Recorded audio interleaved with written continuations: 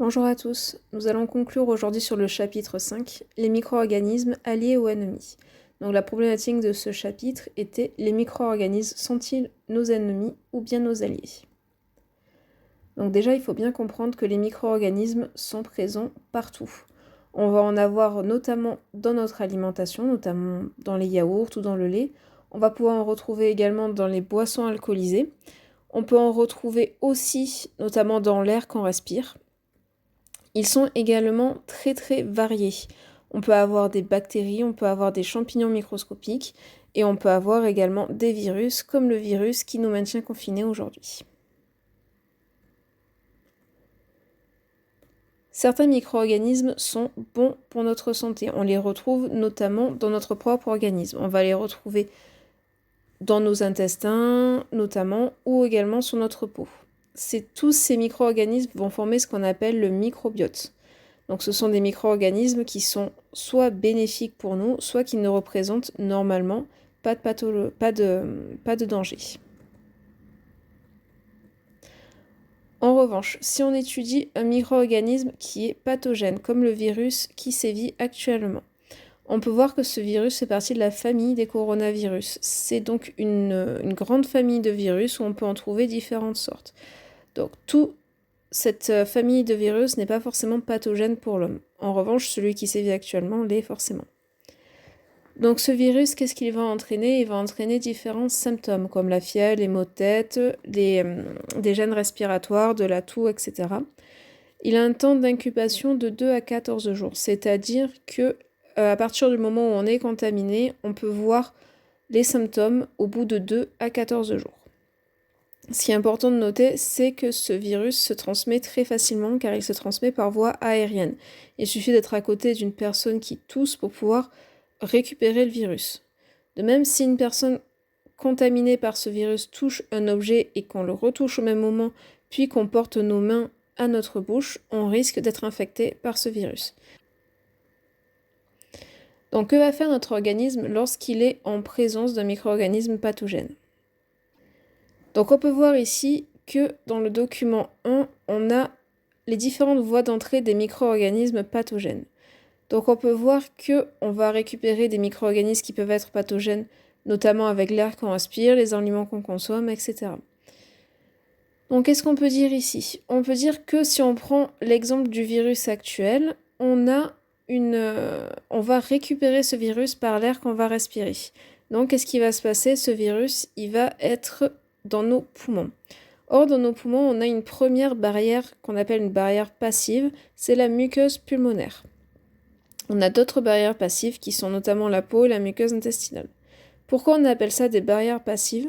Parce qu'en fait, ce sont des structures qui sont composées de différentes cellules qui sont très jointives, qui sont collées les unes aux autres.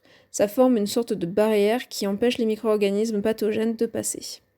Donc on peut voir grâce au document 2 que au niveau de la muqueuse pulmonaire, on voit toutes ces cellules qui sont bien collées les unes aux autres et qui contiennent des cils, ce qui va permettre justement de faire évacuer le mucus, qui va être produit notamment grâce à ces cellules-là. Et le mucus, c'est de la glaire qui va emprisonner les micro-organismes dangereux. Et après, hop, les cellules ciliées vont les repousser pour que ce micro-organisme soit éliminé, notamment par la toux. Donc ça, ce sont des barrières qui sont passives.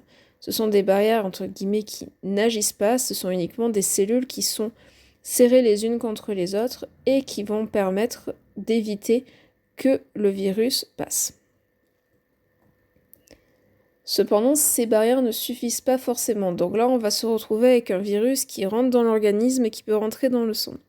Donc qu'est-ce qui va se passer? Là, on va avoir différentes cellules qui vont agir. Donc c'est ce qu'on appelle la défense active.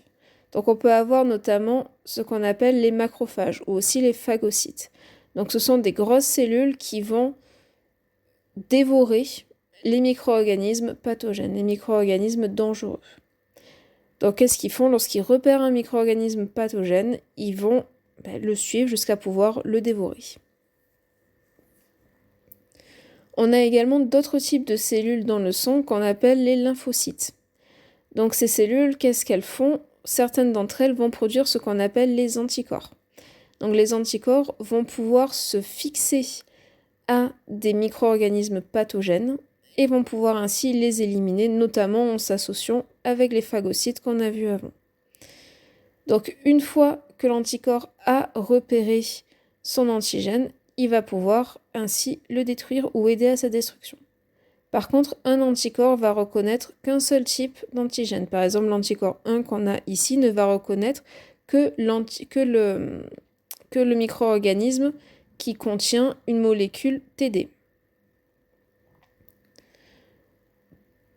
Si on prend ici l'anticorps 2, il va pouvoir reconnaître un micro-organisme avec seulement une molécule qui s'appellera TT et il ne pourra plus reconnaître le micro-organisme qui a une molécule TD. Donc ces différents types de cellules, donc les phagocytes, les lymphocytes, etc., vont former ce qu'on appelle la défense active. Cette défense va se mettre en place lorsque le micro-organisme a pénétré justement dans l'organisme. Donc qu'est-ce qu'on va faire ici? On va essayer de voir comment justement on peut éviter une infection. Donc qu'est-ce qui s'est passé notamment dans le cas actuel? On peut voir que fin février, on a eu un rappel des gestes barrières. Alors les gestes barrières, ce sont les méthodes d'asepsie. Les méthodes d'asepsie, ce sont les ensembles des méthodes qui vont être utilisées pour éviter une contamination par des microbes. Donc qu'est-ce que ça va être? Ça va être se laver les mains régulièrement avec du savon, au cas où on a le micro-organisme, on a le virus sur les mains, on va pouvoir s'en débarrasser de cette façon-là. Éviter de contaminer les autres en toussant dans son coude, en portant des masques lorsque la situation s'y prête. Donc ça, ce sont des gestes barrières, ça empêche une contamination du virus. Par la suite, qu'est-ce qu'on a eu? On a eu une interdiction de rassemblement de plus de 100 personnes en lieu clos, une fermeture des établissements scolaires et des lieux non indispensables comme les bars, etc.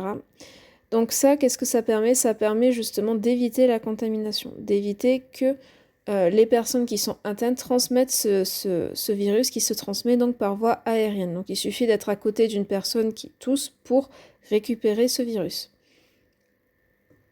Et pour finir, comme ces mesures n'ont pas été suffisamment efficaces pour empêcher la propagation du virus, on est donc en confinement pour une durée indéterminée. Et donc ce confinement a pour but de limiter la propagation du virus puisque les personnes, qu'elles soient atteintes ou non, restent normalement chez elles. Donc ensuite, lorsqu'on veut éviter une infection, il y a d'autres moyens comme la vaccination. Donc pour le virus actuel, il n'y a pas de vaccination possible, il n'y a même pas encore de traitement. Même si des études sont actuellement en cours, il n'y a aucun vaccin actuel qui est efficace, ni de traitement reconnu. Donc, comment fonctionne la vaccination? Alors, qu'est-ce qu'on va faire pour créer un vaccin? On va prendre un microbe qui est actif, un microbe qui va être dangereux, que lorsqu'il est transmis à un individu, il le rend malade. Ce microbe actif, on va le désactiver, on va lui enlever la molécule ou l'élément qui lui permet d'être dangereux. Donc une fois qu'on a un micro-organisme inactif, on va l'introduire dans le corps. Donc il n'y a plus de danger puisqu'on a enlevé l'élément dangereux. Cependant, les défenses de notre corps vont reconnaître ce microbe inactif comme étant quelque chose de dangereux. Ils vont donc essayer de l'éliminer. Donc ce qui va se passer, c'est que lorsque on va avoir ces défenses qui vont s'activer pour éliminer ce microbe inactif, on va avoir production de différents anticorps. Ces anticorps vont être ensuite conservés, c'est ce qu'on appelle la mémoire immunitaire. Donc ils vont être conservés dans notre organisme, ce qui fait que lorsqu'on a une véritable infection par un vrai microbe actif, nos anticorps vont directement se défendre et l'éliminer. C'est pour ça que lorsqu'on a un vaccin, on a une réponse qu'on appelle réponse primaire, où on va avoir nos défenses qui vont lutter contre le microbe inactif en produisant notamment des anticorps. Ces anticorps vont donc former ces cellules mémoire, et lorsqu'on a contamination par le réel pathogène, on va avoir la réponse qui s'appelle la réponse secondaire, où on va avoir toutes nos cellules mémoire qui vont produire les anticorps. Pour conclure sur ce chapitre 5, on peut dire que les micro-organismes vont être présents partout autour de nous, dans l'air, dans notre alimentation, mais également dans notre corps.